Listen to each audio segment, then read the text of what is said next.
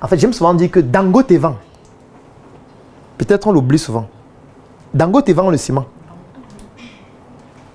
Parce que chaque jour on dit, Dangote, c'est le plus riche d'Afrique, c'est le noir le plus riche du monde. Mais on oublie de dire que Dangote, chaque jour, il vend le ciment. Il est milliardaire. Mais chaque jour, il vend le ciment. Chaque jour, il prend son téléphone, il a vendu le ciment, le combien au Cameroun, au Nigeria, au Togo. Et le Cameroun, là, ça a baissé. Hein. Il faut faire quelque chose là. Il faut faire plus de communication, plus de marketing. Faites-nous un nouveau spot, sortez un nouveau ciment, changez les étiquettes. Vous savez pourquoi on change les étiquettes parfois d'un produit ou le packaging d'un produit?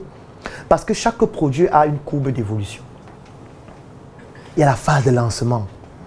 Il y a la phase de croissance. Il y a la phase de maturation qui devient déjà un plateau. Après, il y a la chute, la mort. Tout produit passe par là. C'est pour ça que vous allez voir parfois une bière, on change la bouteille, on change le capuchon, alors que c'est la même bière. Ce n'est pas parce que les clients ont dit que le capuchon là ne nous plaît plus. C'est parce que la courbe est déjà en train de chuter, qu'importe tous les efforts marketing qui sont faits. Il faut apporter une touche nouvelle et parfois c'est un nouveau packaging, parfois c'est une nouvelle étiquette, parfois c'est un nouvel ingrédient, parfois c'est une nouvelle saveur pour montrer qu'on est en train d'apporter un ingrédient nouveau.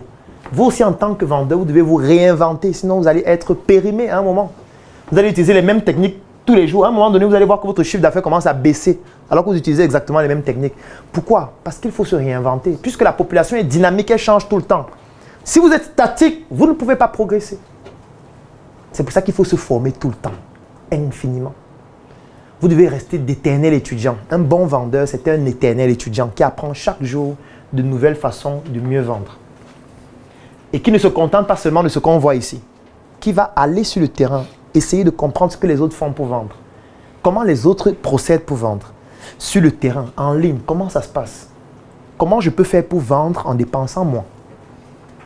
Voilà l'idéologie en fait du CNIC. Voilà pourquoi le CNIC a été créé.